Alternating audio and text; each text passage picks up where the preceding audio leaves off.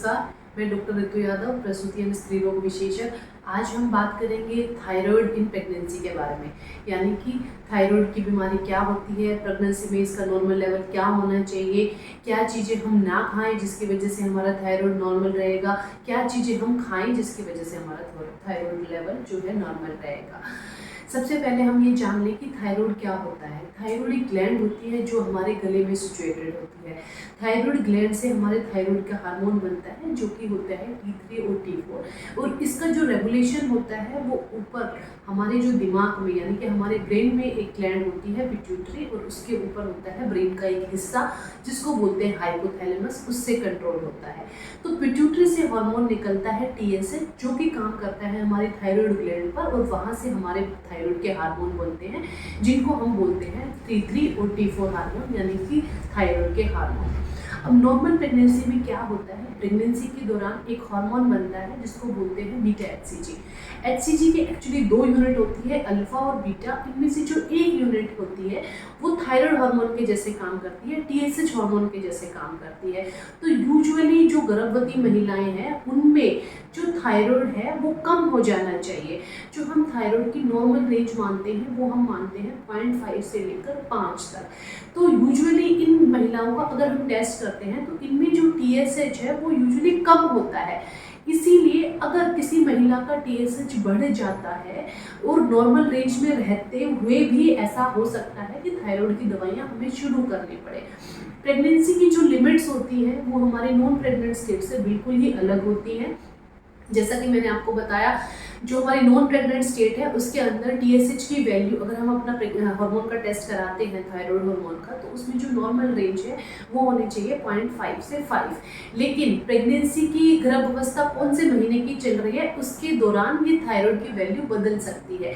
Pregnancy में अगर हम पहले 3 महीने की बात करें, फर्स्ट ट्राइमेस्टर की बात करें, तो ये जो वैल्यू है, जो नॉर्मल रेंज है वो होती है 0.1 से 2.5, यानी कि मिनिमम 0.1 और मैक्सिमम 2.5। अगर आपका 2.5 से ज़्यादा TSH होता है तो हमें मेडिसिन शुरू करने की ज़रूरत होती है। ऐसे ही अगले 3 महीने में, यानी कि चौथे महीने से छठे महीने के बीच में ये जो वैल्यू है ये होनी चाहिए 0.2 to 3, यानी कि हमारी जो थायराइड का हार्मोन है इनके बीच में होना चाहिए। अगर 3 से ज़्यादा है तो हमें मेडिसिन शुरू करने की ज़रूरत होती है। और जो लास्ट के 3 महीने हैं उसके अंदर ये जो नॉर्मल रेंज है ये होनी चाहिए 0.3 से 3 के अंदर। तो अगर मैं सीधे से आपको समझाऊं तो हमारा जो पहले 3 महीने में है हमें 2.5 से नीचे रखना है, और आखिरी के जो 6 महीने हैं उसमें हार्मोन का लेवल 3 तक मेंटेन करना है, 3 से नीचे रखना है।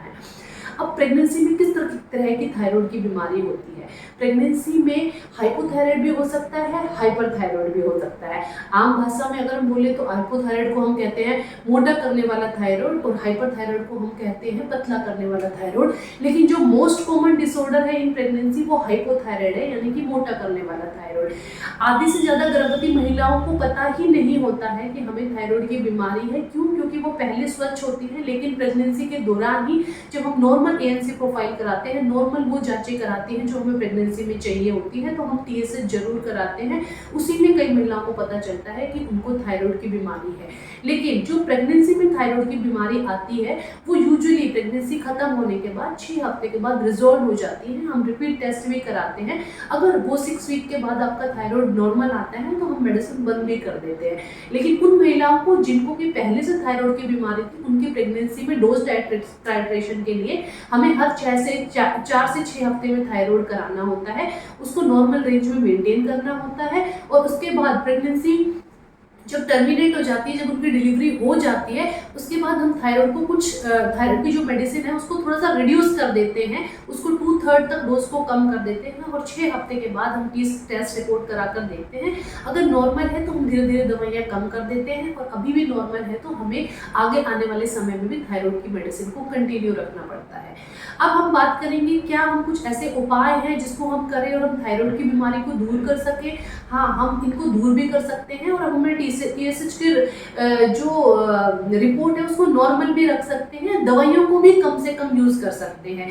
तो इसमें सबसे पहले मैं कहूँगी कि हमें क्या नहीं खाना चाहिए। कुछ कुछ पदार्थ हमारे भोजन में ऐसे होते हैं जिससे थायराइड का लेवल जो है बढ़ता है। उसमें सबसे ज़्यादा होती है सब्जियां, जैसे कि बंद गोभी हुई, फूल गोभी हुई, गठान वाली गोभी हुई, ब्रोकली हुआ, सलगम हुआ। ये कुछ ऐसी सब्जियां हैं जिससे हमें थायराइड का लेवल जो है वो बढ़ जाता है। तो हम इनका हो सके तो हम इन सब्जियों का सेवन बिल्कुल ही ना करें, तो थायराइड जो है वो नॉर्मल होने के थोड़े चांसेस रहते हैं। लेकिन सबसे इम्पोर्टेंट है आपका लाइफस्टाइल मॉडिफिकेशन, यानी कि आप अपने लाइफ में बदलाव लाइए। अपनी लाइफ को, अपने डे रूटीन को, अपने डाइट को आप कंट्रोल में करिए। आप बाहर से बने हुए पदार्थों को, जो बाहर के प्रोसेस्ड फूड होते हैं, जो पैकेज्ड फूड होते हैं, उनको कम से कम इस्तेमाल करिए। उसके बाद कुछ ऐसी चीज़ें जिसको अगर हम अपने भोजन में रूटीन में लाते हैं तो थायराइड हार्मोन नॉर्मल रहता है। उसमें सबसे इम्पोर्टेंट जो है वो ये है कि आप आयोडाइज्ड साल्ट का प्रयोग करें, यानी कि आयोडीन युक्त साल्ट खाइए, क्योंकि आयोडीन से ही अंदर जो है वो TSH hormone, T3 T4 hormone जो होता है वो बनता है।